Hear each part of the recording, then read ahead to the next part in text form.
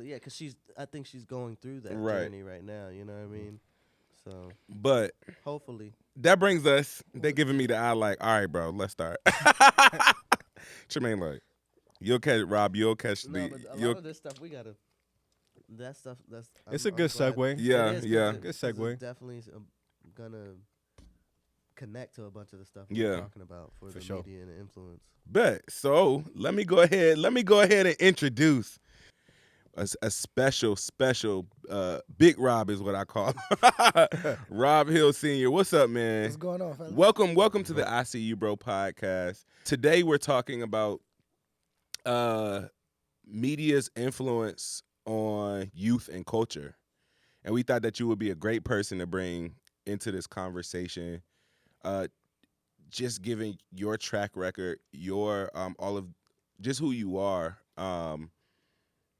More than what you do and what you've done, we appreciate who you actively are. And so that's why we wanted to invite you into this conversation. Like bump what you've done as a black man and what people know you as. We get to watch you every single day. We know what it looks like for you. Everybody doesn't get to know that. So thank you. Shout out to you for coming in into this conversation, bro. Thank you so much for sharing this space with the I See You Bro pod. Cheers. Cheers, fellas. Cheers. All right, Yuri, what you got for us? Man, today I want to start the conversation, based on what we were just speaking about. But I wanted to ask each of you individually how you were able to forge your own identity and any influence that social media had within that. And I can start by saying that Twitter, as I remember, it came around 2009. I'm around 16 at that time. Yeah. Instagram around 2011, around 18. So this is me becoming my own person, my own man. So I would say like a lot of it was you feel lost in that time, right? You're not sure if what you're doing is the right thing. You're not sure about a lot of things, right? So you in that point in time in my life, I was seeking externally for a lot of answers, right? Thinking that that's where I needed to go for them. So social media, it was almost like I was just studying what a lot of people were just saying.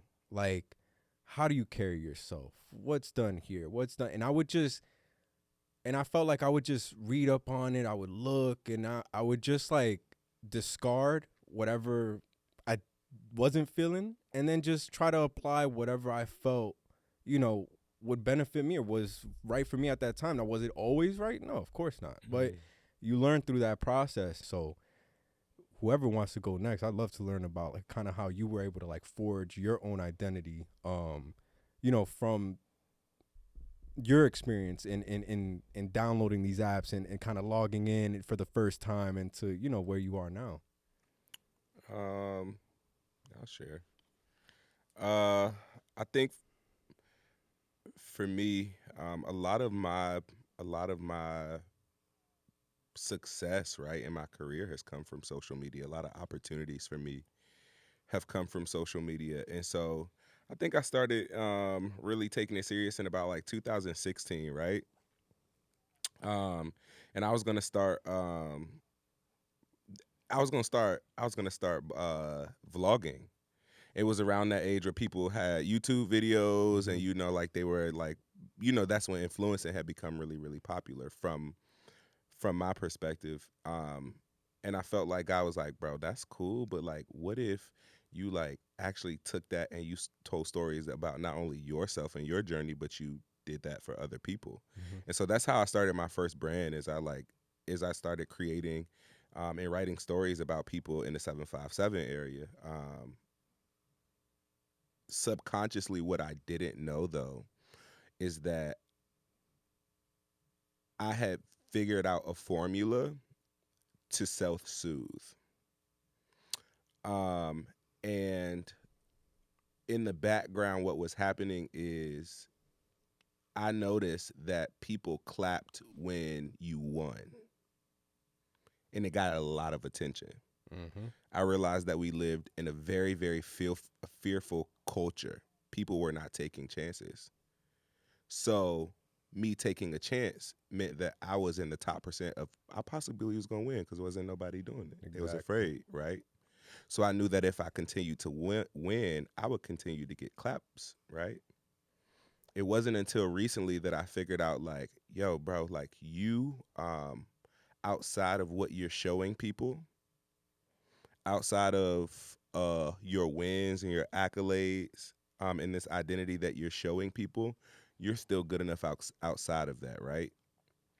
And so it forced me to take off all of these masks and identities that I had created for myself that I had kind of found safety in when it came to social media, right? Like as a kid, right? I know I'd never felt seen, right?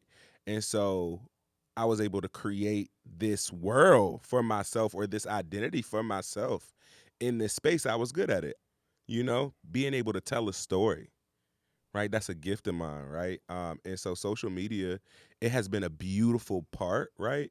But it has also been like a very daunting part too, where I've had to be like, yo, this might not be the right space for you all the time. This is a tool, right? Um, so I say that to say it's been great and amazing for my journey, but here at the end of it, I'm realizing like, if I'm being honest with y'all talk to y'all about it all the time. It's like I can do without it a lot of times. That's Nice. good. So yeah. What about you, Rod? I'll jump in. Yeah. I think my upbringing probably had the most impact on me forming an identity. I went to 11 schools before 12th grade. I was constantly around different people in other environments, and you just can't pretend, right? What's that? What's cool in California is not the same thing as what's cool in New Jersey. What's cool in Virginia is not the same thing that was going on in North Carolina. You have to learn to be okay with you and how you walk into the room, regardless of how other people respond to you. I tried to apply that form of thinking to social media.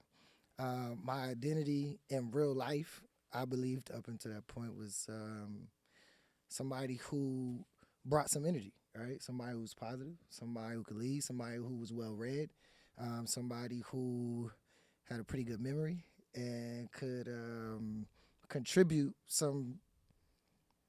something to the conversation, right? Or at least spark a conversation that was worthwhile. So bring Twitter and these platforms. So my first, all right. So there's kind of two beliefs that I started growing up with, right? It was like you could either be the contributor or the consumer. So my identity is that I'm a contributor. Yeah, that's right? good. I'm gonna contribute. So on social media, it was an extension of my chance to contribute, right? And what do I like? I like quotes. I've always liked quotes. Because I think quotes are digestible pieces of information that you can take action on, right? And I love them for that purpose. And I wanted to share more of these things. It just so happens that I was kind of formed and shaped to be a writer, right? My mom's a writer. Her friends were writers. And it really influenced how I saw myself existing. When we talk about social media's impact on my identity, I think more than any other experience in the world, social media made me want to be me. Like, I don't want to be anybody else. I felt that. I don't, you get what I'm saying? Like, if we were to all write our problems on a plate, I would want mine. Especially when you see so many mimicking others too in that space. Social media taught me how many people were absent a clear purpose. How many people, and it's not to say that they weren't assigned one, they just they weren't aware, right? And for me, I gravitated to people who had good information. I gravitated to people who felt unique, right? But I really gravitated to people who I think had a presence offline. To me, those are like the most fascinating people online because they don't pretend, right? Like, I didn't come to social media because I thought everyone ignored me in all my classes. I went to 11 schools. I felt heard at every one of them. I felt seen and remembered. Like that's one thing that I've always felt in my life, remembered. And I've always thought, damn, that's a gift, right? When you bounce around like this, you expect to be forgotten. Right. But it was something that wanted me to show up and be remembered, right? So social media gave me another chance to make those impressions. And I thought like, you know, very young, my mom told me don't ever say or write something that you can't sign your name beside. So I wasn't worried about social media for like wilding out. I think, you know, when I'm 36 now, so to put this in context, I signed up for MySpace in like 04, 03. Damn, I was MySpace. sharing notes. Like when they dropped that, I was sharing my first poems and notes. Prior to that, I would share my poems as the away message on AIM. Oh, word. Right? Yeah. And then Facebook had grown, and I started sharing it there. In 2007, I built my own blog spot and started, you know, sharing, like trying to divert the audience from Facebook to my own platform, right? And then from there, I grew an email list. But social media has always been an integral part about reaching a lens that my feet can't walk to yet, right? I've been able to sell books in 50 plus countries because of social media, right? And the fact that good ideas can travel fast there if they reach the right eyes. And reflective prompts can travel fast. Like so much information can travel fast if people feel like, damn, that's something for me in there, you know? So informing my identity, social media really made me want to be me, but it also made me want to be a helpful part of society.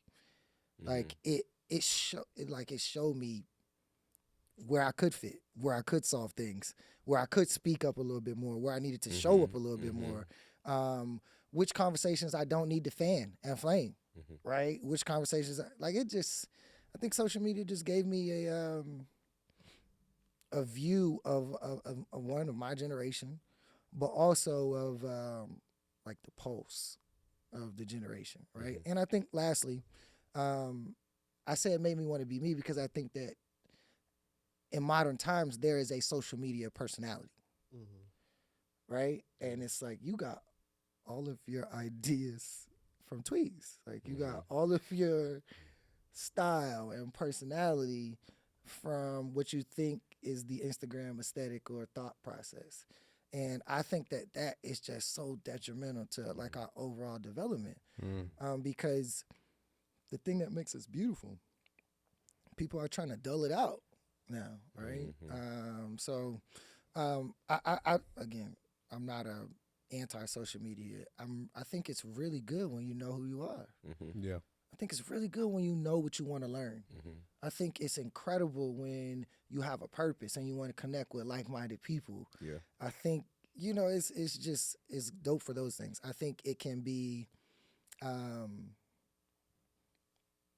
harmful when you are absent those things, you know. Yeah. So, Yeah, you said I had that moment too, and it's like, okay, it's one of two people in this world, a contributor or a consumer.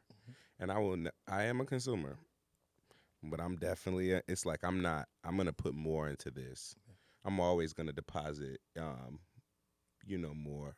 So that's a good point. And I think that's something that we should bring up to everybody listening when it comes to the internet and like when it comes to the young people that might be listening, right? Like you can either consume everything that's given to you, and if we're old enough now to know that like everything that's given to you is not good. It is not of value, right? Being a contributor is knowing your purpose and what you want to add to this world so everybody can eat the best way, right?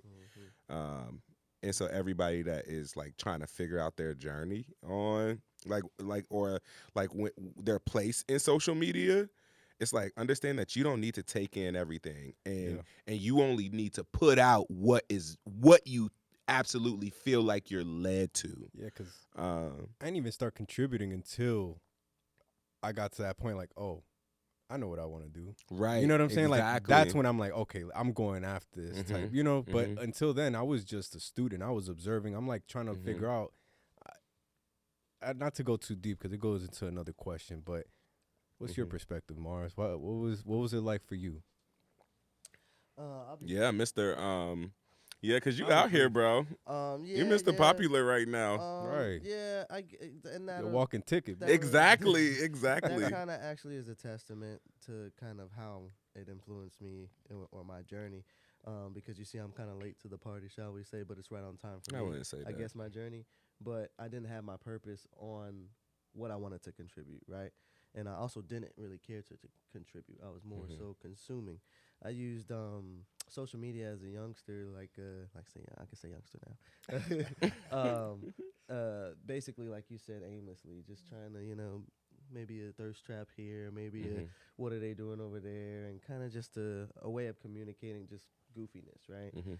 And so back in the thing that was popular was Vines, right? If you remember Vines, and so it was just small clips of just random things, right? And so that's kind of how I used it. And my mom told me I couldn't have a MySpace, so I quickly moved from that. When I got on Instagram, like I said, it was just totally different.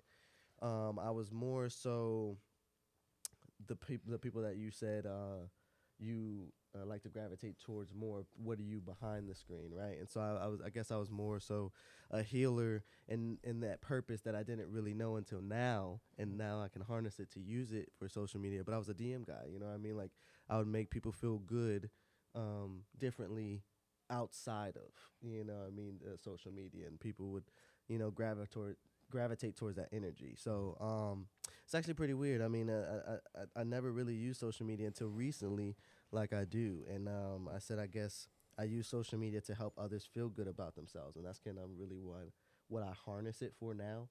But there's so much on there that take people left. I just don't want to lose my specific message now that I have a purpose. So. If it was up to me, I feel like you said, we can do so much better without it. I don't really need it, but it does help me communicate and reach further audiences. It's a benefit, yeah. And then especially it's ever evolving too. You got some cool. If I see something like that's a TikTok challenge or something like that, I want to see how I can switch it to actually what my message is, which is mental health advocacy and stuff. So that in itself is a challenge to me, and it helps me stay on my toes with my purpose. So Okay. right now, it's what I use to keep people happy. So Yeah. I would vote to keep social media they can adopt the same hours as Chick-fil-A. Sundays off. Close at 9 or 10. Yeah. Right. So I was gonna Take the internet off. Yep. That We leads just don't right into need it 24 hours a day. Yeah, that's gonna lead right into this next question, man. We've had a couple stances on social media, right? Yeah. So what is your individual stance on if it's helped or hindered the culture as a whole? I'll go first with my stance. I'll say, as a whole, social media has hindered our culture. I say that because for as many people, you're not going to come into many rooms where everyone in the room knows their purpose and what they want to contribute to society. For every one of us here, it's a lot of other people that are lost, right? It's a lot of other people like that at a certain point, like I was, that were looking externally for answers. Only thing is that they continue to do so as they grow, right? Like I said, we are blessed to have found our purpose, to have acted on our purpose, and to still do so and continue to do so. But realize that in the grand scheme of things, in the world of 8 billion people, we're rare, right? I think that social media, with all the BS that's on there, with all the satire, with all the street fights, with all the violence, with all the misinformation, leads a lot more people astray than it does leading them on the path that they need to be on. There are some voices out there that are helping folks. There are some folks. We got a few in this room right now sitting with us, right? But it's so much more damage that can be caused out there from and folks consuming it, that I feel like overall it has hindered, because it's gotten people away from, instead, I feel, relying on community, relying on maybe parents or family for guidance, for wisdom, right? They're trying to search for that on Instagram, because This guy told him to open up 3 credit cards and he got a Rolls Royce. Like they're looking for the message in the wrong places, I feel. And I just use that as an example, but it's so many things that we can just lean on family, that we can lean on community for, that I feel like it's separating people from that to this one device, this one app, to these accounts, right? To look for that. And I feel like that's where the hindrance came from. I think there was a separation in community, although social media, there is places where community is being built too. So it's very double-sided, I'll say, but from my stance, where I stand from, it's caused more hindrance. So that's my stance and my point on why I feel that way. But I would love to get your points, because I know at least one or two of y'all are for it. So, yeah, as you were talking, I'm like, oh, let him finish. Yeah, I heard you trying to interrupt a couple times. I was not. No, because I was like, I was not. Ignore Yuri. Ignore. I'm reporting y'all. Okay, so I can understand why you're absolutely saying this is a hindrance to us, right? I agree. There is absolutely a downfall to socials, but there's a downfall to everything in this world. I don't think anything created. I don't think anything created is by chance. Everything has a negative component to it.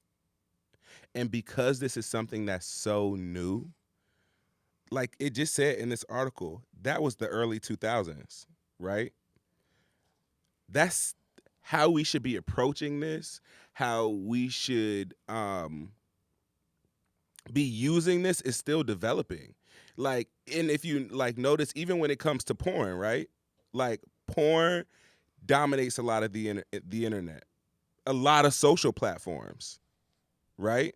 And now there are laws that say, like, in order for you to get on those websites in certain states, you have to like essentially like you have to give consent and register and do all these things. It's not so I'm saying that to say, like, y'all get on my nerves. How you know? This is definitely a boys podcast. Like, nah. But the point that I'm trying to make is, y'all get on my nerves. Is that there's gonna be hindrance to everything. There's gonna and they're gonna be bad. There's gonna be bad to everything. Can we like shift that, right? And so I guess my stance is not so much of like not in support of the internet or supporting the internet, but I guess more so a optimistic perspective of something like this is a tool that has the potential to really change the way that we see things and receive information, but like everything, boundaries on it is what we really need. Because the way that I can Google something, my 2024 brain is not going to the library to get an encyclopedia. I'm gonna just Google it. Mm-hmm. And so like the internet, yes, social media, like, and I guess clarification moment. Are we saying that? Are you asking specifically about social media? Like the TikTok, the Instagram, the Twitter. Like, is it a hindrance? Yes. No. I think no, I'm still keeping my same stance. Like, I love being able to like chat with my friends real quick, or like see how can I support you, right? So again, boundaries. Like, what are the boundaries on this space? But like what I would speak, like when we speak about how we navigate social media, it doesn't apply to you know what I'm saying? Because the same way we're able to set boundaries, the lady you were speaking on before didn't set boundaries. Yeah. In her own personal life, in her own, like in the story. But you can say a hindrance though, bro. That's wild to me. Because it's like the fact that we're able to learn so fast. Like, I cannot discount that. No. The fact that I'm able to download. But you to say, you Rob? can learn from. I want to jump go ahead. in just go ahead. because Go. I feel Talk, like bro. there's so much value in what you both are saying. I'm trying to decide, right? Like, Yuri's stance is powerful. Brenton's stance is powerful. I don't call it a hindrance because we don't have a collective goal. No one decided social media is collectively for growth or collectively for entertainment. That is a good point. Or collectively for black people's advancement, Mm-hmm. or collectively for women to be able to not have their bodies controlled, right? Mm-hmm. We haven't agreed on a collective purpose for social media, but we do have a collective understanding. We don't want to live in this world without each other.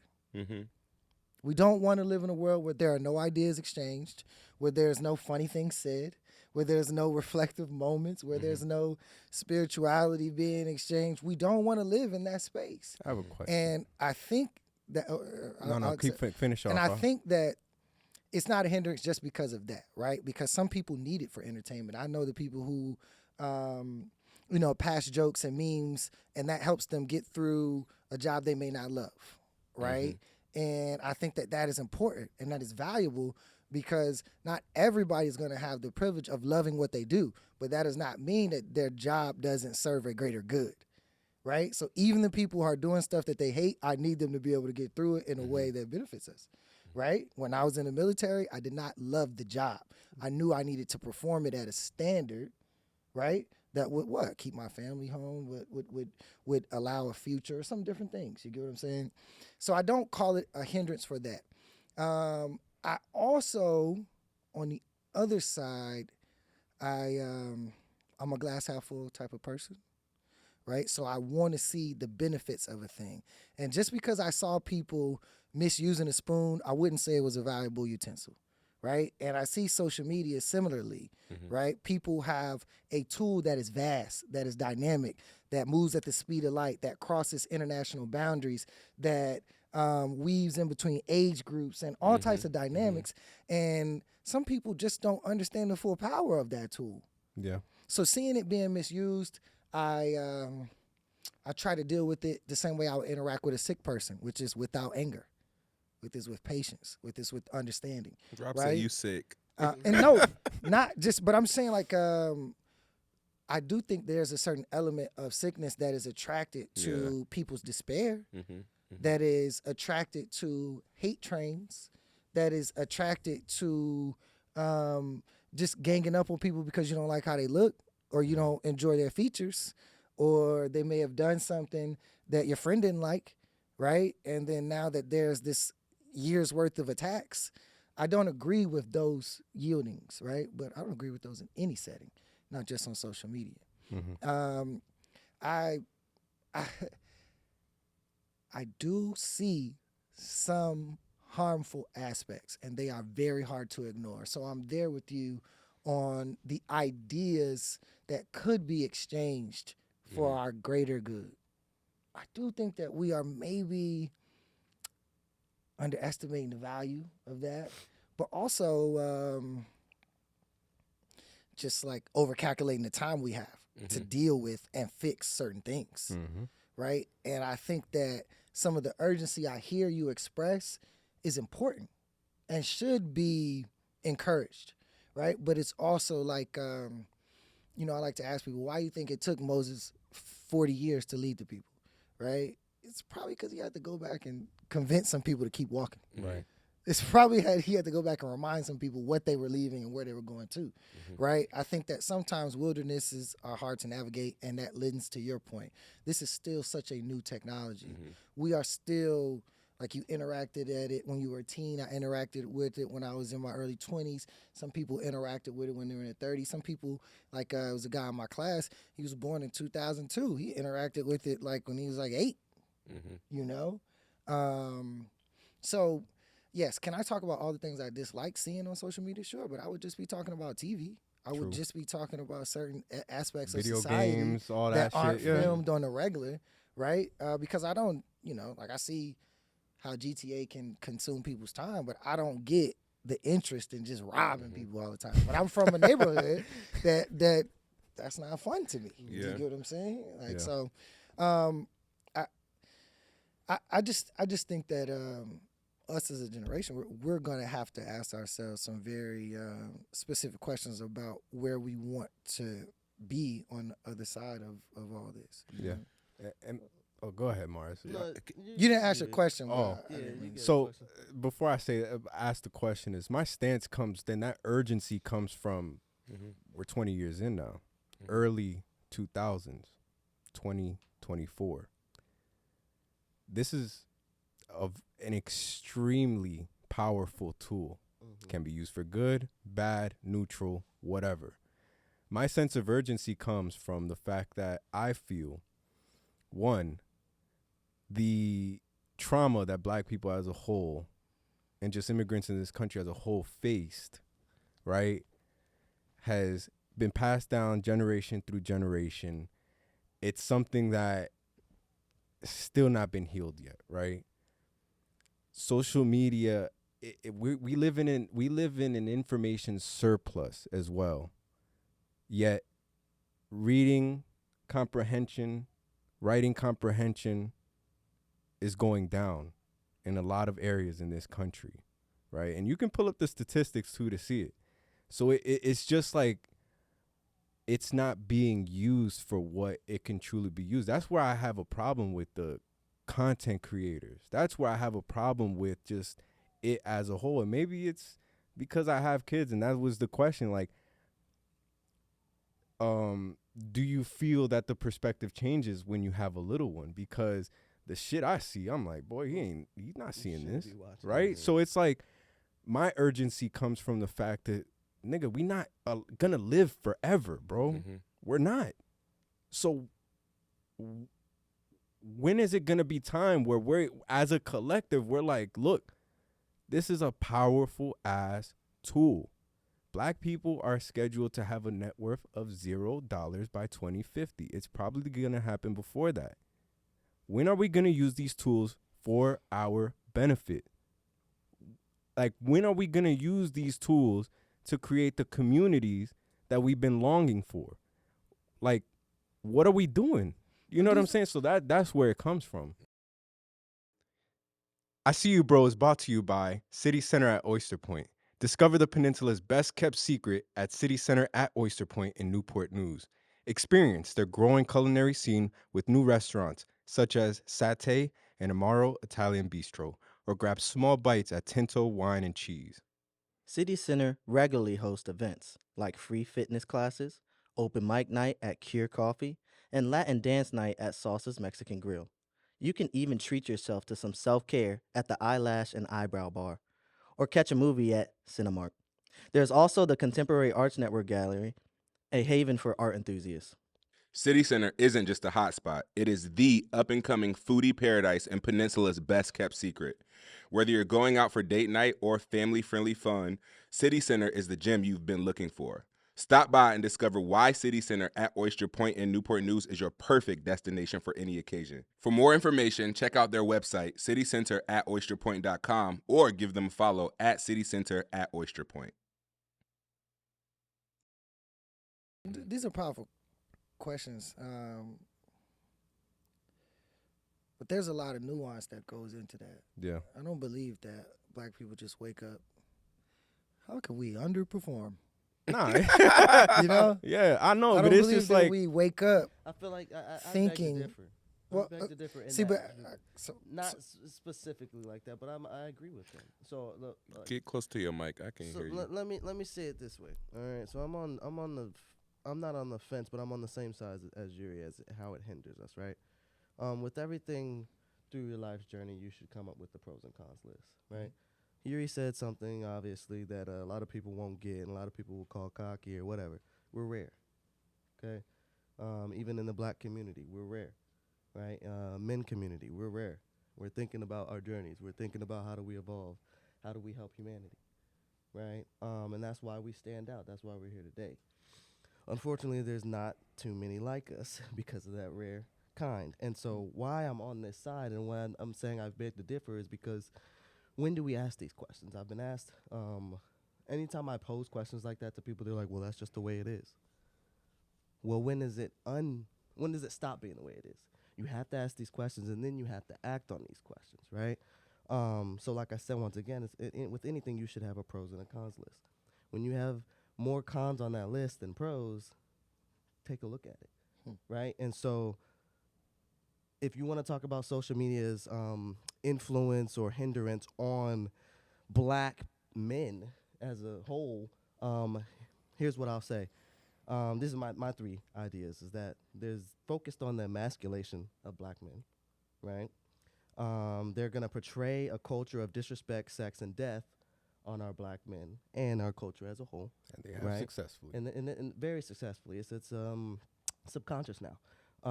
And then one of the pros is it poses opportunities, right? And that's one of the biggest pros, and that's what we continuously say, to be on the side of, oh, it helps. Social media is a good thing for us. Outreach and reach in that way. But I feel like we're at a point as a culture where outreach is not important anymore. We have to find, technically that is outreach, but you find the rare people, you start leading, right? You start creating again, your Greenwoods and all these other places that got sunken or torn down, right? And it's not so much anymore about opportunities. We're so much worried about these opportunities. What about the opportunity to come together and not be a zero worth net worth, right? And so when I say it's a hindrance, you said this earlier, we can live without it.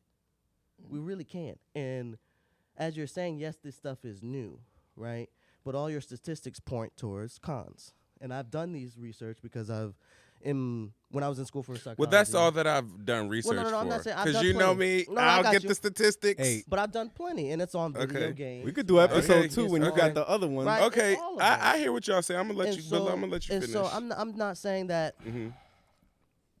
it poses opportunities, right? We can keep saying that all Mhm. day, right? But what opportunities? And one thing that stuck out to me was you said we don't all have a collective goal. And I was like, damn, that man spit. Yeah, for real. We don't. We don't. But guess who does?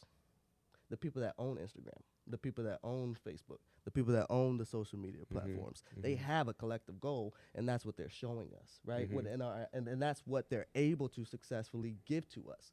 Back to what my opinion of what's going on, the emasculation of black men, portraying sex, death, and stupidity upon or just certain whatever gets you cultures. to consume their product. And that day, right? Whoever is endorsing them more, sponsoring them more for their Super Bowl commercial, So doing the same thing to expect different results is insanity. And insanity is exactly what you said. How can I underperform today? And that's what we're doing continuously. Underperforming. but- I feel like the only, and I got you, but the only way to change that is to stop saying this is how it is or there's opportunity. But that opportunity is gonna only keep going where that collective goal is continuously gathering mindless people, shall I say? If that makes sense. I hope I kind of No, I'm with you. made sense on where I was saying. I want to hear Brenton, and then I'll jump in. Y'all stress me out. I know we're supposed to. Go ahead and join the It's bald love gang, stress. brother. So I see what you're saying. But it's kind of like, okay, I get dropped off on this island. And it's like, oh, okay, I stumble across a stream of water, but I don't know how to swim. You know what I mean? Do I stay away from it because I might drown, or do I just take the time that I need? That's just an analogy that I want to bring into that. And that's kind of how I see it. Anything revolutionary, like the internet, anything that we've read about, anything that we've experienced, it takes time to tailor.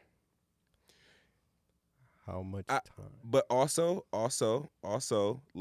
that's why these types of conversations are important, right? Because we're 20 years into something that is revolutionary, right? And we're like, okay, we do see the hindrance of it, but the pro is we're going to use this to our benefit. And so it's I see what y'all saying, but we're also on Beyonce's internet promoting this. Man, she And don't so own that shit. But like you just said, though, yeah, it's somebody else's, right? It's somebody else's And collective so- idea, It's somebody else's product Yeah. So- being consumed. So I get what you're saying. Also, to your point, Mars, it has done a terrible job of portraying us and telling our stories. Mhm. It does which does we not. which we retweet and continue help passing it along. I think we're conflating some ideas. Since the 1900s, there are white men portraying us in blackface Mhm. and doing caricatures of how we behave and what we find funny and our voices and our slang. Yeah. We are depending on an American system to portray us accurately. I think that's a false premise, Yeah. right? This country has never been invested in your honorable representation Mm-hmm. or in your honorable presentation, right? It's just not of interest. Mm-hmm. So to act like we need social media to model something that Fox, CNN, BET, MTV, every network that's ever existed could not do, I think it's misleading. I will Right? say- Now, we're saying, how long do we wait? How many? Guys, let's not be naive. Any issue that is honorable or important to you, there's somebody on social media fighting it right now. 10 people. Let's not be naive in the sense that it's because it's not the popular thing that it's not happening. Oh no, I think that would make us trendy in our thoughts. Yeah. Right?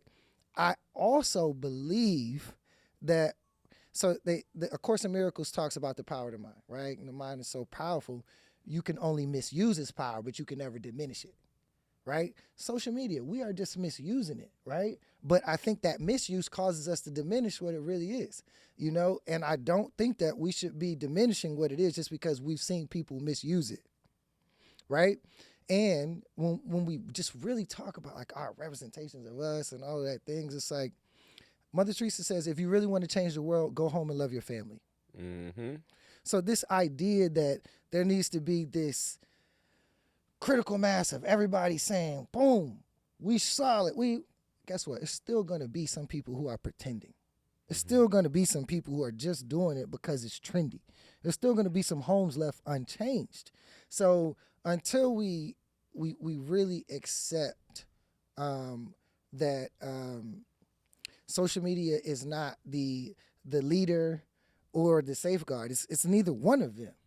Right? It's not the thing that we all should be focusing on. The thing that we all should be the thing that probably is more important is the ideas that are proliferated there, right? So you have this in your heart and you feel like it's safe here on social media. Well, why? I've never heard you say that in person. You believe these things. Why? Right? And I think that there is a personality that's developing on the internet that people use to escape maybe their real life or some form of that, right? But I don't see social media as the thing that's breaking us down. I look back historically on all the black men I've ever tried to look up on TV, and probably 90% of them had to be comedians first. How many famous black men you know who weren't comedians first that broke through on the Hollywood screen? Yeah. Why we always gotta be funny? Yep. Why we can't be brilliantly intelligent? Why we just gotta be funny or athletic? That's it, right? Court But when I justice. hear you talk about us being rare, I respect W.E. Du Bois, but I'm not a member of the Talented 10th. I think specialness, and of course, Miracles talks about this, specialness is the root of all bad decisions. This idea that I'm special, I'm set apart. See, the only thing that's happening right now is the belief that we're separate. That's what's keeping us all from love. That's what's keeping us all from the magnitude and glory that God designed for us to experience in heaven on earth, right? But this belief that I'm special, I'm rare, I'm different, I'm set apart, right? That requires you to think less of people that you're here to serve. I can't do it. I'm not special. I had the opportunity to make a decision when I did. Now I get a lifelong of service towards trying to spark other people recognizing their opportunity to do the same. I could do it on social media. I could do it by showing up in person. I could do it through my family. I could do it through a lot of ways. But I am not going to depend on social media to spark that, because I just think that that would be naive. Yeah. Just much like I would depend on the seat of the presidency to change the tone of the country. It's a little naive. It's not going to happen. How many people think that way though? But before that, So it's not about how many that think that way. In order for critical mass to be reached, you don't need every person. Just you need the enough. right people.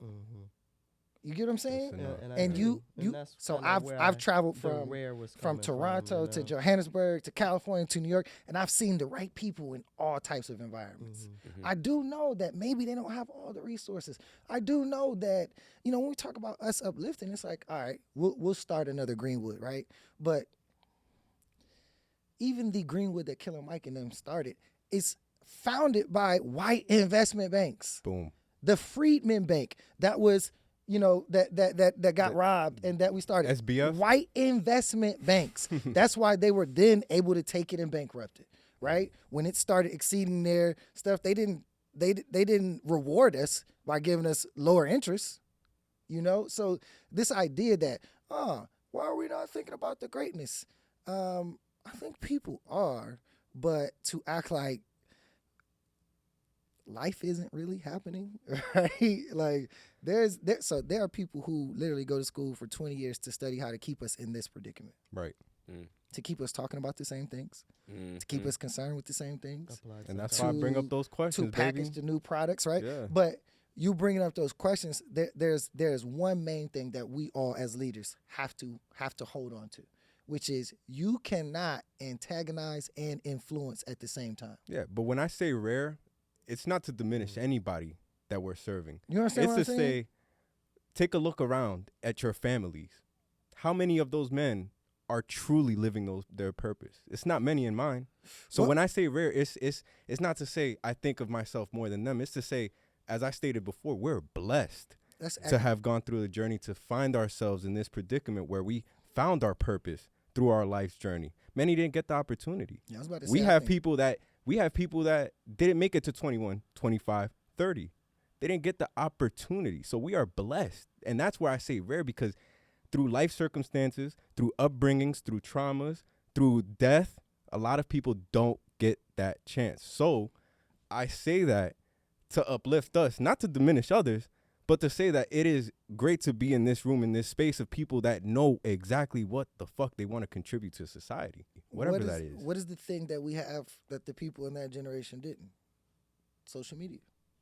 A lot more things, a lot more freedom. I would say a The lot. main thing is we're able to see lifestyles. We're able to, like, you can just be You in the can middle get of your Virginia information so day, much faster. and then you can tap into a California lifestyle instantly. You can tap into a New York lifestyle. Your awareness has to be shifted as a result of seeing this, you know? And I think that the idea that, like, you know, other generations just didn't want to, it's like, nah, I don't really believe it. You know, I don't believe on my ancestors' wildest dreams. I believe on what they fought for. Mm-hmm. I believe they what they sacrificed for, right? But they were their wildest dreams. I'm my dreams, you know? I think that they were dreaming for an opportunity for me to be able to exercise some freedom and some autonomy, right?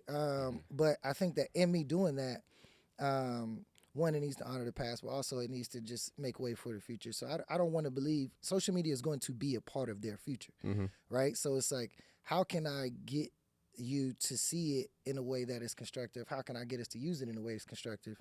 But also, how can I suggest it? Like I just suggested, social media have closing hours, Yeah. right? I do have ideas for how too much of something can be negative, right? But I don't used to be too. So when I was growing up, I grew up in a neighborhood called Camelot. We had a store. It was cool, right? We had a school, right? So, but we used to say in the summer, like, yo, you can go a whole summer without leaving Camelot. You got everything you need right here. You got family, you got Camelot parties, store. you got the store, you got everything The you need church right here. next You door. got a That was church. my Like, you family's got- church. You know, at this store, you could get hot sauce, white Air Forces, a Yeah. T-shirt. Like, you could get what Shit, you fresh need. as hell. Right? Fact. So that was so small-minded of us, right? It was the world we knew, right? I think a lot of times social media people are just only bring, even if they are contributing, they're only bringing the world they know, right? But something that I learned as a writer is that we write to discover the things we don't know. We write to discover the things we still need to learn, right? And I wish people use social media for that. That's Right?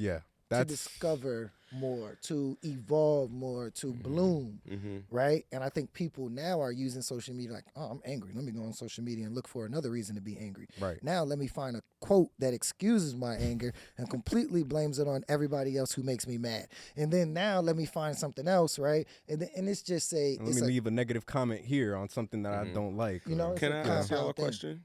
Yeah, go ahead. Especially everyone here is a father except for me. The two of you have black men as sons. And so I definitely want to ask you this too, Mars.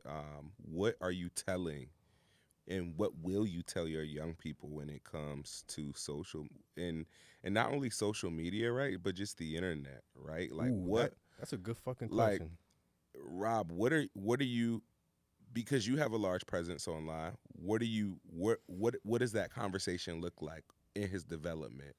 What does that look like in the development of just like, what do you say to that? Because this is a part of our life now. And what do you say to the people that have young people that are looking up to them and young black men that are in this new age of the internet and social media?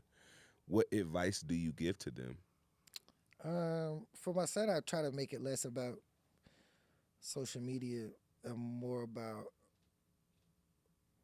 who his identity and who he understands himself to be.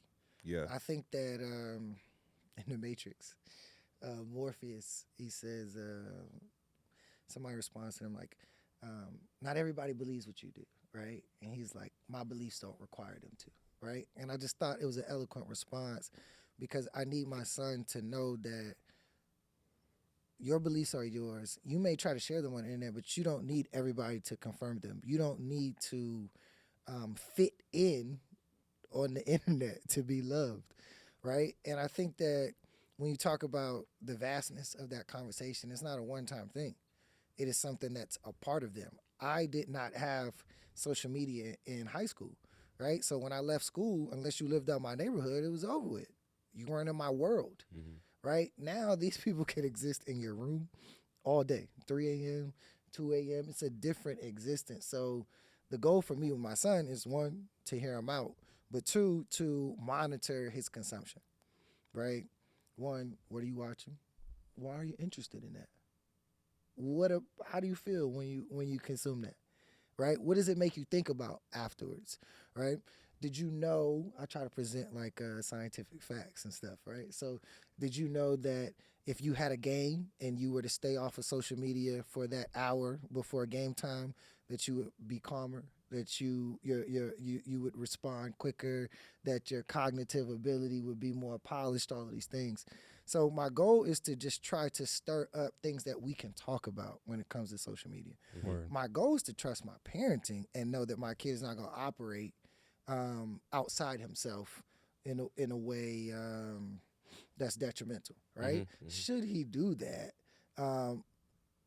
my goal is to be someone who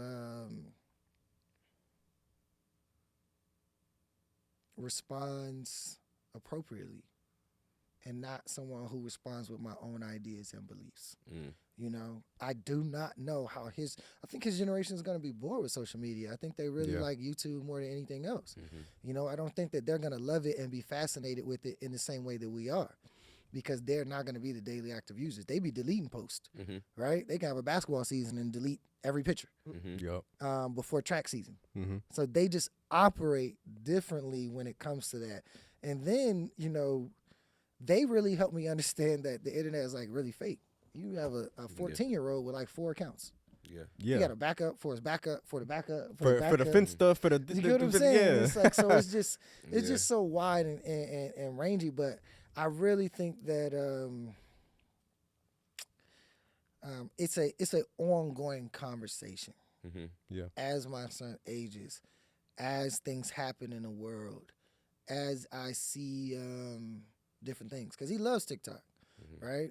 And I'm not on TikTok, so I don't completely understand TikTok, right? But I just try not to overreact about any of this. You know, I feel like I am going to serve you to my last dying breath, and you are going to be all right as a result of that.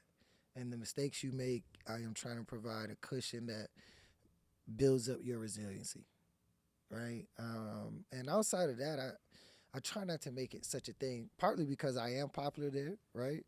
But also because I try. So you asked me during the panel, what was that air of privacy that I kept and why I didn't post, certain amounts, right? It's because of my son. I don't want him to think that the gist of all of this is because it's an internet thing. Well, my son knows. He knows it's a real business. There are really books moving. There's really things that, I done seen my dad do 7 things this week and didn't post it on social media. So it can't just be about that, right? Because the idea or his belief could be easy to misconstrue that it's just about that, right? And there's a purpose to how I move in reinforcing the fact that there is a lot more going on. And that should just be a side aspect, right? So that's a long answer to say that I'm still navigating the ongoing conversation. He's 16, right? Yeah. For me, it's a bit different. You have a 16-year-old. I saw him pulling up for a 3 on a fast break the other day on my IG. big dog, yeah. But mine, he's 3. That was basketball talk? Yeah. Oh, okay. Yeah. So what the hell? It's Yeah, like, so that was basketball. he said, Yeah. y'all speaking hieroglyph? Nah. Right. But so I would say my son he's 3. He's turning 4 this year.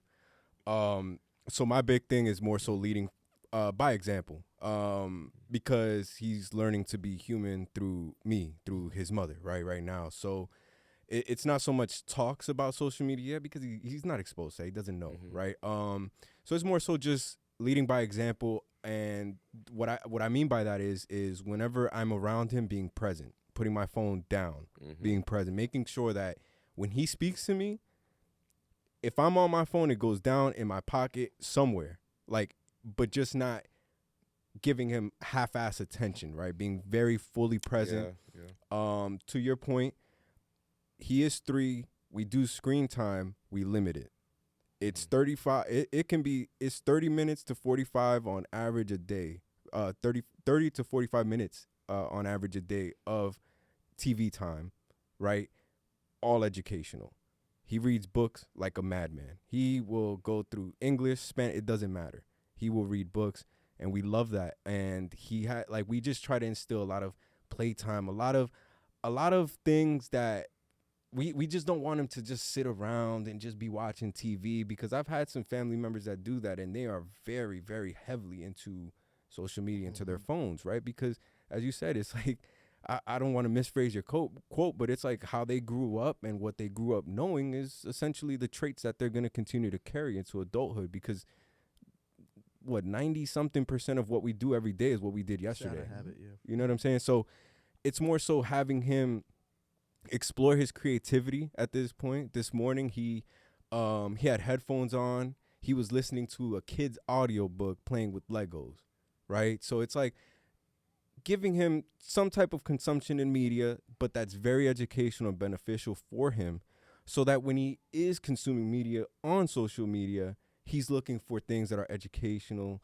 that are beneficial, more than he's just looking for entertainment. You made me think of something, in the sense that there is a certain element of mature use that's happening. Yeah. Because in 2005, just for say you would hang out, you would go to a party, you might have a digital camera, you're gonna upload 200 pictures to Facebook. Boy. Right? Just the whole roll. The whole You clip. just uploading the whole roll. Nowadays, people maybe 10 pictures max, right? 7. There's already a maturity in our usage that's happening. There's a discipline with our generation. Yeah. Right? So I definitely think it's going to come moving forward, because if we were to tell them what, we just upload all 300 pictures. You just put the SD card in there, upload them let all. it rip. Right? And then you just had 20 albums of different weekends. Yeah. Right? With a lot of features tagged, and it's that would be ridiculous nowadays. So I do think there are some elements of maturity happening, but much like us in previous generations, we probably overestimate our maturity. That's Man. what I would say. I would teach my daughter. That's what I was just about to ask you. Teaching What would you Hell do? yeah. mindset, Yeah. and kind of how you said identity will alleviate all the other problems, right? I like to think that if I teach her and if I teach them I'm just getting used to having two. But if I teach them how to be, How old is your second girl now? she's 1 now. Okay.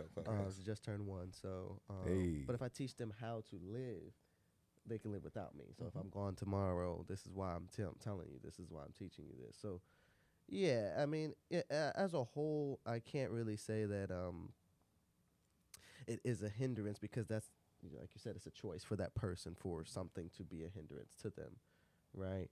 However, I just don't believe we have enough people with the proper like mindset to not allow it to be a hindrance, and that's the only. That's why I'm on that stance, and then that's why kind of where the rareness comes from, because the choice part. Like And, people I that mean- make that choice, are far few in between nowadays, shall I say? Yeah, you're not denying the reality that you see and experience. Yeah. And I give credence to that. Yeah. It's 100%. If you see a lack of that, you're gonna be inclined to believe that that's the majority. And I see it mostly in how people show up on their socials, right? There's like a point in my manhood where I finally understood the difference between confidence and ego, right? And it's like social media is the ultimate playground for those two things, right? And you see people who try to portray ego as confident. Like it's just a interesting balance with those things, and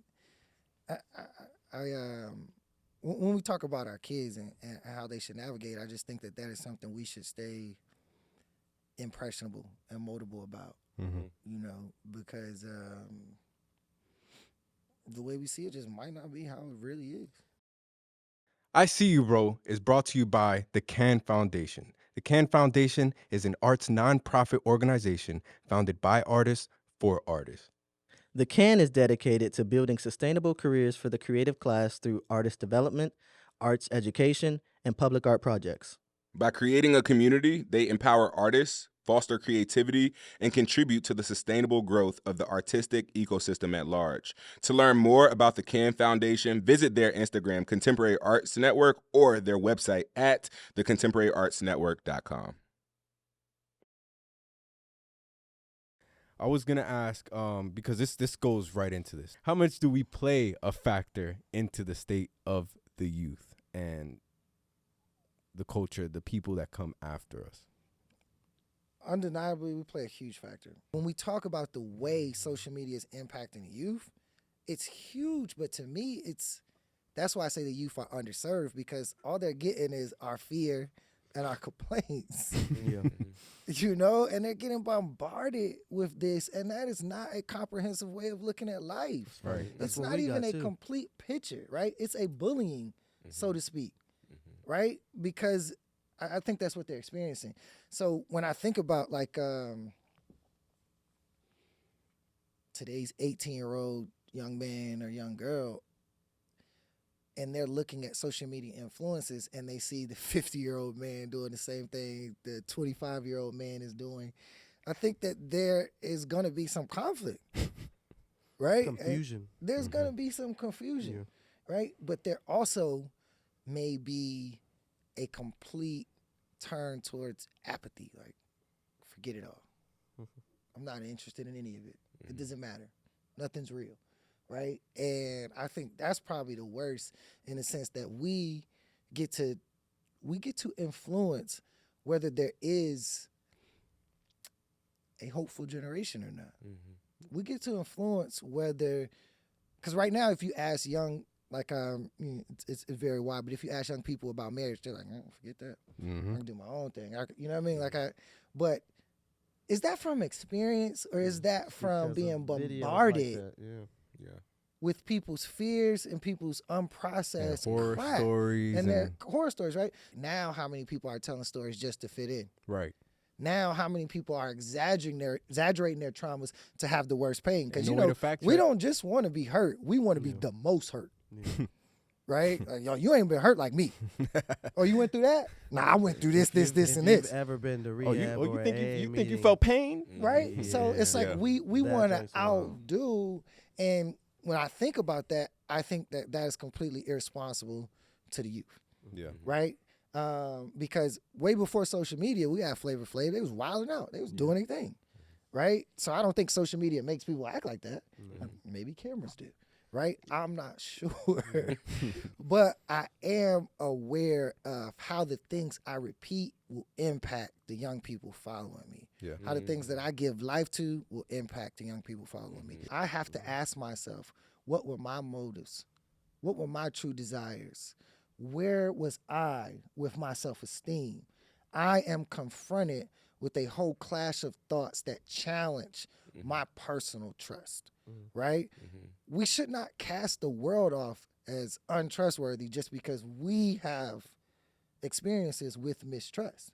And when you do that, you start to, because I believe that our words are most powerful of our life, you start to create the life that you are going to live because you're talking about it.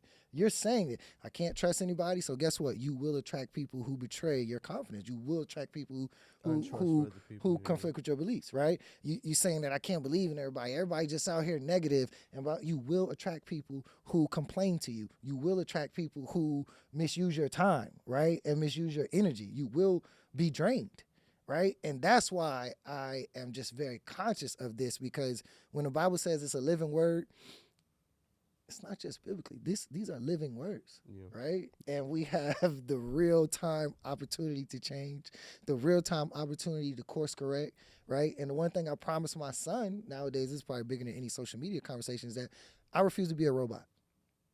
If we go every day this way, tomorrow we're going to just go this way. Right. And just figure it out. Yep.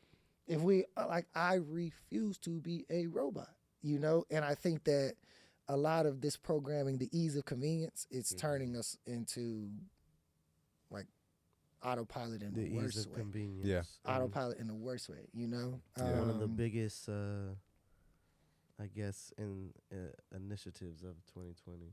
Yeah. But my thing is like, the people who have molded, the people who have molded this society the longest. Are they really invested in the informed population? Nope. Right? Or do they need us to be entertainment focused, Cattle.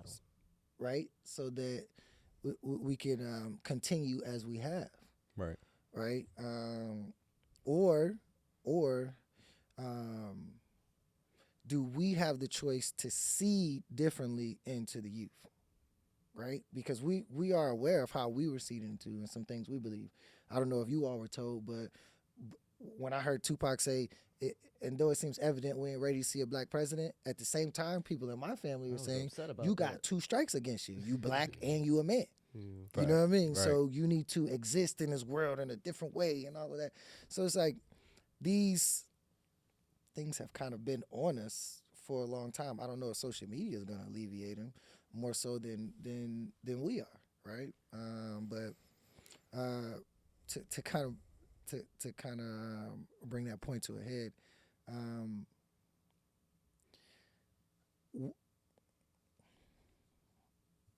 give me a moment. Let me All just good. think for a moment. I can pick up, man. We played, to your point, a major role. I'm realizing it as a father, seeing this young kid, like, he's looking up to me.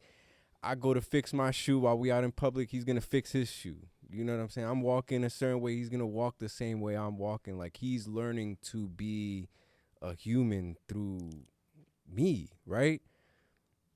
To that point, I feel now with social media, I'm at a point, right, where I just want, if I'm there, it's to contribute. I'm literally not posting anything unless it's to contribute. I feel it's a heavy responsibility because I do sit up sometimes and it's like, what world would I, at least envision for my son, right? And it's like, if I can do anything in my power, it's to leave things better off than what they were. And so with I See You, Bro, I think we can make a great impact because we've had youth. We've had the next generation at our events, 20-year-olds at our events, right? So I say that to say, like, it's on us, and not, and it may sound like a burden. It's really not. It's a blessing to It's an have this opportunity. responsibility, this opportunity to influence the youth, to create community, to create environments and spaces for folks to be vulnerable, to reflect, to grow, right? And to continue pushing that forward. My disdain with social media is that there's not more of it. Because, like, to Rob's point, you said that there are people fighting the fight that we want to fight. Those numbers are just too few. Maybe for my liking. Because I believe, and my message will always be, is we are way more powerful than they have led us to believe. Oh, easily. You know what I'm saying? And I feel like social media kind of takes away from that sometimes in different ways. But for those that know themselves, those that know their purpose, can use it to drive the change that we want to see, right? So my disdain just comes from what I've been seeing for these years that I've been online, and it really hasn't been much progression. It's to the point where, like, sometimes I wonder, what's the point? I keep it because I know that, like you said, the message travels further. I could stand on top of of a empty parking lot, right, and just yell out, "Hey, come to I See You, bro, on Saturday." Who the fuck gonna listen? We post that shit online, it's gonna be heard, it's gonna be received, right? So I think we have a great potential to help the youth and culture that come after us. You know, it is a responsibility that we have to carry with us, you know, to ensure that we do it, you know, the right way and to the best of our ability. But even social media aside, just being pillars in our families, in our communities, serving the right way, is all gonna lead towards positive change. I said this quote before the show. Somebody said, Frederick Douglass said this. If y'all want to Google it, go ahead. But it said, it's easier to raise strong children than to fix broken adults, right? We took on the challenge to help fix some broken adults, though, fellas. But that is in hopes that they pay it forward. You know what I'm saying? But Y'all just big children. But it's in the hopes that they pay it forward, right? Because we're all flawed humans. We're just trying to get it right. But all the traumas, everything we experienced, all the hurdles we had to overcome, we can help the next generation not have to go through the same things and kind of just take a few leaps, get ahead of us a bit quicker. Things that I learned at 25, my son gonna learn at 12. You know what I'm saying? Like, all these things we have the ability to influence now that we're in this position, and we have people that look to us. We have people that we can lead, and we have a purpose that we can follow. So if you have your thought, love to hear it. If not, if you need a little more time, would love to get y'all perspective on it too. I'm just gonna add a little bit is that, yeah, obviously we have a huge, I want to say burden, but a huge part in influencing the youth, no matter if we want to intentionally or not. As men, I believe, you know, like you said, you're looking at Tino, but that's your son, you know, and when we talk about kids, they're going to naturally look up to us because they're our offspring most of the time, right? And we're providing for them, so they're going to look up to us. But no matter where you are, youth is looking at you, right? Yeah. You can be at the stove, and youth is looking at you, watching you, no matter if they have a father figure at home or not, right? This is why a lot of our young men and young women's influencers are, you know, Sexy Red and Watch it. Little Baby, and it don't matter. I wouldn't want my daughter's you know, influencer to be Sexy Red. So you see what I'm saying? So I mean, there are different influencers out there. It don't matter. We're all we Y'all have know that. how I feel about Hey, her. Don't. that's okay. You Let's let not whatever do- breathe you need to. Let's you know not what I let's mean? not But- do that this podcast. But we have to have the right influencers, and so since people really Yo. don't understand that they're an influencer, no matter if they're doing it intentionally or not, and with so many ill intentional influencers out there, it's just, you know, we definitely have a huge, I wouldn't say burden, but it's definitely happening regardless. Yeah. When you said ill intention influences, it kind of made me think about it's kind of been a theme throughout, but that contributor consumer conversation. And the reason why I just said because like what a beautiful opportunity to get back and not just sit back and say all of this is supposed to serve me. Right. Yeah. All of this is supposed to entertain me. It's supposed Right. to serve me. It's supposed to be. Right. What a beautiful thing to just snap out of that. Mm-hmm. Get over yourself and give and contribute, right? To me, that is an opportunity. That's not a burden. That is not something heavy. That is an opportunity. Tupac said, I may not change the world, but I will spark the brain of the mind, right? I will spark the mind. And what an opportunity it is to spark minds. Yeah. That's Like why I just said by it's the a- way you living, just by the way you loving. It's a blessing. Just by the things you choose to represent. Like, what an opportunity that is. And I think with the youth, it's like, that should be the only mindset, right? And I think that when I talk about the ease of convenience, we've been so drunk with convenience that we have this idea that if it don't serve me, I don't have nothing for it. God did not say everything on his earth is supposed to serve you. Right? But your idea of what's serving you could be warped. Yeah. You could not think difficulty is serving you. You could not think that having the pain of being this annoyed by certain content is serving you, but it is. Because it's making me want to put something that's Create more something contributive. Yeah. You can choose to just be completely angry about it, or you can choose to be an active respondent to it, right? And ultimately, it's presenting you with a choice. They say anything that we're annoyed by or pained by is a sign of where we're supposed to be serving. God damn It's it. a sign of how we're supposed to be impacted, right? And that's why I brought up the context of we can't antagonize and influence at the same time. Because at the end of the day, we all are trying to influence people to live a better life, right? Regardless of whether we're annoyed by them or not, you know. So when I think about this opportunity with the youth, when I think about the opportunity with just our generation as a whole, I think if we can reframe it in a way that is not, oh, I'm putting these niggas on my back. You know what I mean? Like I'm carrying, right? That's not really what it is. Sparking ideas. You get an opportunity to spark an idea, right? And at the end of your days, you get a chance to have a conversation with God. And he gets to say, how did you use the gifts I gave you? How did you treat the people I assigned in your life? Did you abandon them? Did you just try to find your own people, right? Or did you love the people I assigned you to love?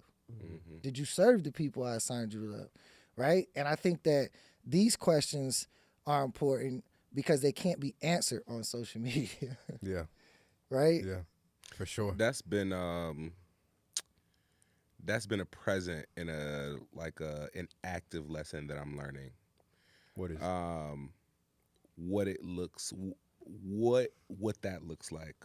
So your question was like, what's our influence on the youth, right? I just had a niece. I don't have kids, but a lot of my life have been called to serve young people, right? And I've always wondered why. Bro, you are like amazing around young Yeah, kids, I love. bro. It is crazy. So my niece, I just had my first niece. She's 5 months today. Before she got here, I created this whole list of things that I needed to be for her by the time she got here. None of those things happened. So I had a choice. I said, okay, well, you're not none of those things. And so there was a shame, there was a guilt there, right? And there was something that clicked into me and said, the best thing that you can do for her is to be present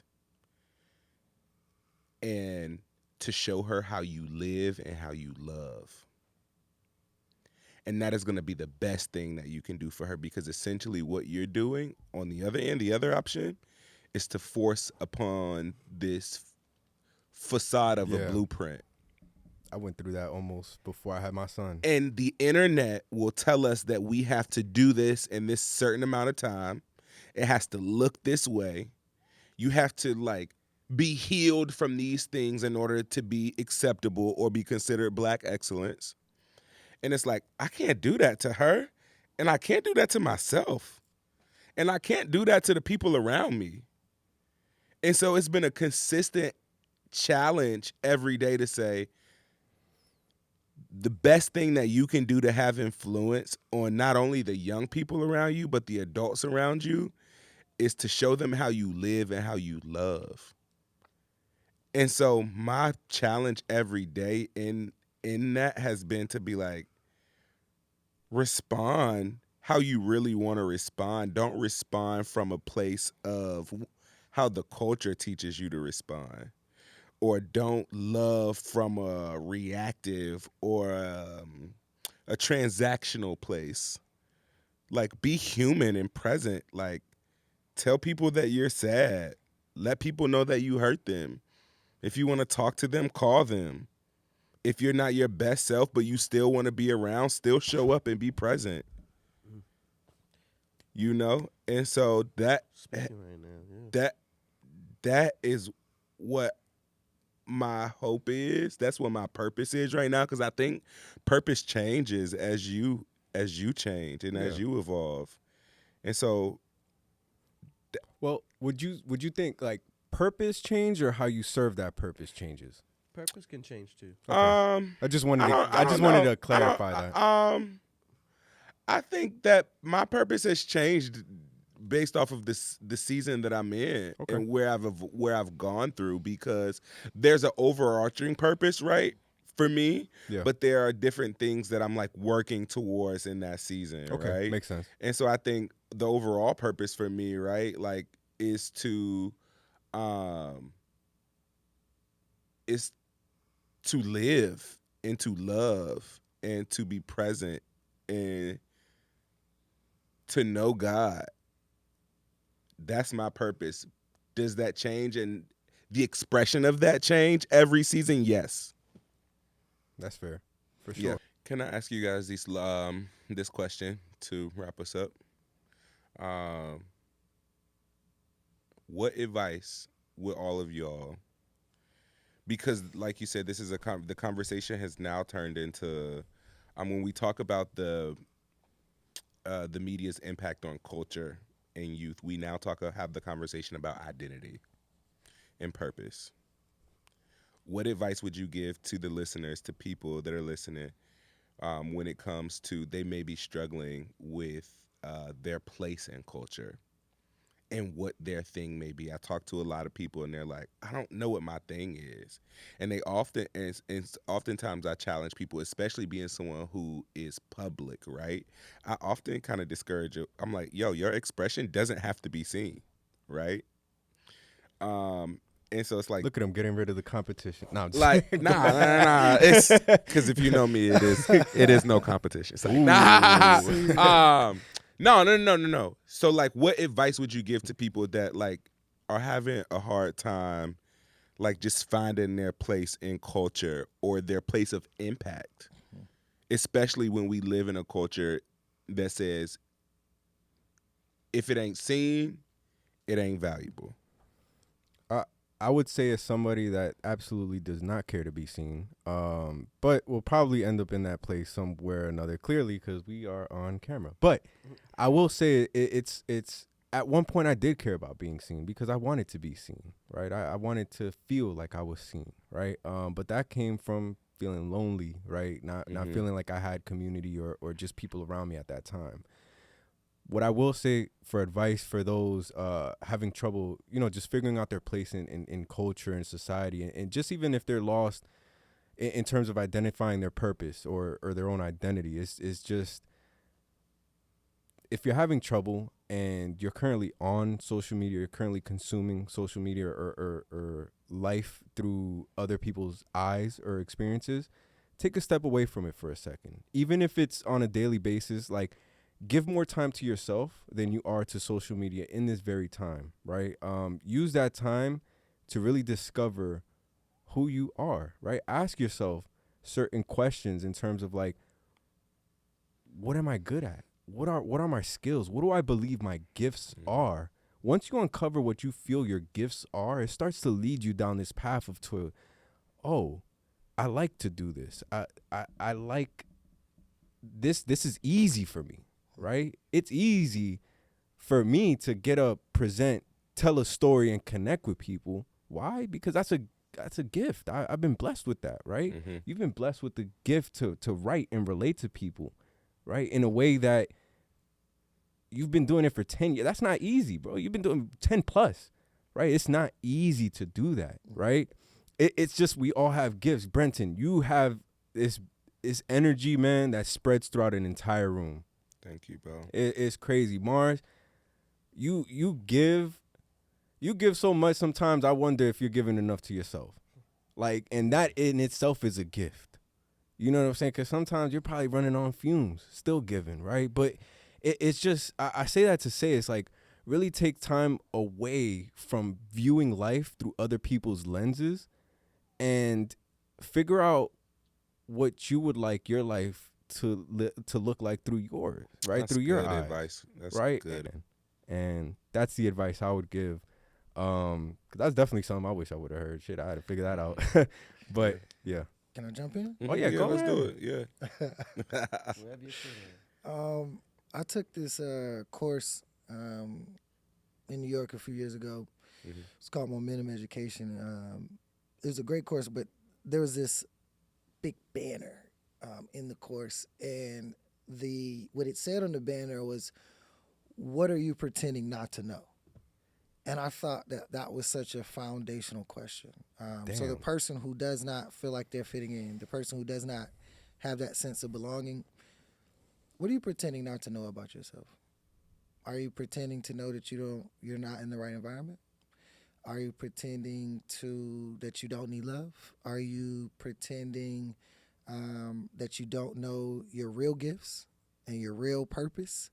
Are you pretending to like stuff that you don't even like, but it's popular, right? What are you pretending not to know? And I think a lot of people know, like, God is never silent. Our intuition, that part of us, that inner voice that's speaking, it's there, right? And we can mute it. We can decide not to listen, but it's going to be talking if we tap into it, right? And I think a lot of people are pretending not to know themselves. Mm-hmm. They're just trying to. For fear of that Run truth, away. that ugly truth. It's easier to be someone else in this modern society. It's easier to pretend, right? It's because you can detach from people's reactions, right? I think that the challenge in this is for people to take full ownership of the things that they know deep down in their spirit, the things that they know God put there, right? And it's hard for me to separate spirituality from any of this context because it's like I believe we're just spiritual beings on the human path, right? So I think that, if people can, I just want to say stop acting like they don't know, right? And many will say, well, I don't know. I don't know my purpose. And I'll ask them, what are the things that pain you most about the world? What is the last thing that happened in society that really angered you? Was it a kid being murdered? Was it a woman being raped? Was it the banks being bailed out, right? Was it a dishonest politician? Is it seeing a family at the park and feeling an absence? What is it, Because I do think that there are real life things that we can explore that can help us all.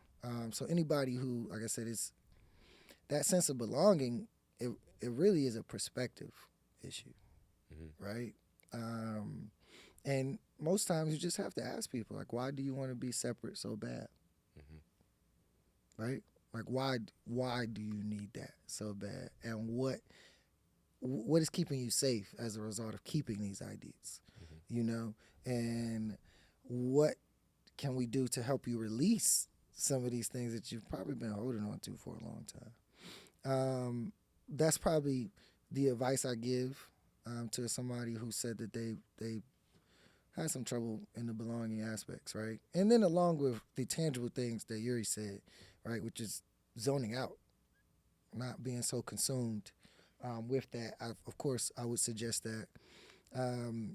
But I think that people are way more brilliant than they reveal. Right. And my goal is, how can I get you to be comfortable revealing that brilliance? How can I get you to be comfortable revealing that authenticity? regardless of my response, regardless of how I react to it, right? How can I get you to trust that independent of reactions, independent of reception, right? Because what we need is for people to do that weird dance long enough for everybody to break out doing the same one. Mm-hmm. You know, we need people to do that. And that's just really my goal while I'm loving, while I'm interacting. But I'm really just trying to reinforce that with people is the idea that you always have to be found is a myth. Enjoy the wilderness. Wander a little bit, right? Go explore some paths that are not familiar to you. You are going to find out that you were equipped with things that you have not yet tapped into. That's good. But they were with you the whole time. So I just want to emphasize That's that. good. That's good. That's my advice. Basically what you said in a nutshell is to just live. You know, live through experience, live through heartache, live through happiness, live through just live. You know what I mean? And then the answers to the questions that you mentioned, how you bring it out of people will just start. Those answers will be there, right? Yeah. Because you've lived through, happiness and heartache, so that you already know the answers to those questions that you're asking. All my life, I wanted to be heard. I'd never had a problem being seen. It's really weird, right? 'Cause people can be seen but not heard, and some people can be heard but not seen. All my life, I so- wanted to be heard. Yeah, it's really Yeah. weird, right? I was gonna ask, but that's a I've, conversation after. I've always been seen, I just Mhm. never felt heard. So I had to realize that that's what I wanted to be, was heard, right? And so that's kind of how some of my purpose, what you want the most in life kind of can help with what your purpose is. And just stop chasing purpose. I try to tell people this all the time. Stop chasing purpose. It'll you know? find like It you'll will. it'll Live. uncover itself Patience, in your journey. patience. Mhm. Just live, and then those specific questions. Everybody's, aha question is different, but some of those questions you had and you posed to people are super real. Like, what pains you? What keeps you up at night? Yeah. Combating that in some way is probably your purpose.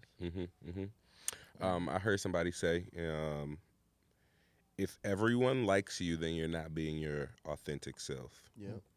Well, And I'm like, dang. Well. Because if I really was being my real self in a lot of spaces, Nobody would really fuck with you. Like you that. get what I'm saying? Not in a bad way, right? that's how I was in but high everyone school. probably wouldn't be A lot of agree. people didn't and want I to be around me. and in I think high that's school. okay. I think that's okay, right? that's all right. But yo, shout out to y'all, and shout out to I See You, bro, a space dedicated to us not having to know the answers all the time, but a space also dedicated to us just providing a space for us to be dynamic and for us to discuss all of the things, right? Shout out to people like Rob and Yuri and Mars who create space for us to not have to know everything, right? And we always say, before I move on, we don't want to, these are not the answers. These are just open conversations that allow you to process and hear perspective. We're just all sharing our journeys with you. So shout out to everybody that's listening. This is It was fire, right? shit. It was fire. It was Shit. absolutely fire. Yeah, Rob, let them know where they can follow you, purchase a book. Just I am Rob Hill Sr., ROBHILLSR, on all platforms. The quickest spot to see all my books would be Barnes & Noble or Amazon. word. I own them, so just support me wherever you can. Mhm. I will be fine. Let's go. And I appreciate the love. Shout out to I See You, bro, each of you. Thank you, The bro. team behind the scenes who is not on camera. You guys welcome me here. It's very smooth. But the purpose behind this, right, is just very clear. So I appreciate you all. When I accepted the invite, it's very easy. Naturally, the event made a great impression, but I understand the necessity of the work. And I would hate for me to not accept the invite and us to miss an opportunity to show how effective what you all do is, but also the synergy that we have, right? Because I think we all could leave here a little bit more hopeful. Yeah. I can't see you guys and ignore the fact that it's men doing it, So I respect that. I appreciate that. And you guys give me many versions, which is this is one thing. If you really get to know me, I appreciate this more than anything. If you exist as somebody I could point my son to, and that's a path. That's a path you can take, and I will point him to you. I will point him to you. I will point him to you. I will point him to you. I will point him to you. That is the most gratitude I Thank can you, Nah, get. that honestly, as You a get what I'm father, saying? Thank you, bro. Yeah. That's the most gratitude I Thank can you. get because I don't want my son to grow up believing he's trapped or pigeonholed or any of that. I want him to know that's a path, that's a path, that's a path. Let me learn from him. Let me sit at his feet. Let me ask him questions. Let me be curious. You will never know how valuable that is, right? So for the youth, for the people in media, all of that, you know, Thank you, bro. thank you all. Thank you all. Thank you. I exist only because people want to listen. You know what I mean? And I'm Yeah. grateful. Thank you. sure. Appreciate all you do. Appreciate your time and being here, man. This was one hell of an episode, fellas. Yeah. Like it this good. was a It was great long, though. conversation. Don't It give a was good, damn. though. It didn't even feel that long. No, honestly, no. This was something I felt. I'm leaving here. It's good. I'm learning something, right? I'm learning something about kind of our message. I'm learning. This, like I said, there's gonna be a car ride where I'm sitting and thinking, right? Hopefully, the listeners gain something from this. We appreciate y'all tuning in. There were some controversial topics, maybe some sides. Whether you're for social media or believe it's a hindrance, there's many different sides that you could have taken on this for different reasons, right? Whether it's your experience or if you agree with how we feel. Share in the comments a little bit about your experience or just whether you agree with us or not. And we love to hear your experience or your perspective on that. It's your boy Yuri, and we out. Yeah. Peace.